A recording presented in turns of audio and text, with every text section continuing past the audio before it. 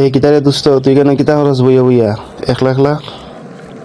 না রে বাহ, মনটা ভালো না, এর লেগে একলা একলা এক গাছের তলে বইয়া রয়েছি কেন? বন্ধু চিন্তা করিস নাই, তার সব ঠিক হয়ে যাবি গা। মানুষের মন এই ভালো থাকে এই খারাপ থাকে, এটাই জীবন। আচ্ছা বন্ধু, তোর মনটা ভালো করি তুই একটা প্রশ্নের উত্তর দিচ্ছেন, দিচ্ছেন তুই পারস নি। আচ্ছা সমস্যা নাই, হোসেন কিতা করতে কর। আচ্ছা বন্ধু হোসাইন, একটা লোক সাঁতার পারে না, তাহলে এর নদী ফারিব কেমনে? কেমনে আবার? সাঁতার না পারলে তো এমনি শেষ, পানি খাইয়া ফেট ফুললে ফার্ম হয়ে যাবি গিয়া। না না বন্ধু, হইছে না, উত্তর কিন্তু হইছে না, বাইব্যা হো। আর ভাবতাম কি তারে, সাঁতার না পারলে তো এমনি পানির তলে ফুইরা মরে যাবি গিয়া, পানি খাইয়া খাইয়া। না না, হইছে না হইছে না, কারণ আমি কইছি কি তা যে সে যদি সাঁতার না পারে তাহলে নদী পারিব কেমনে।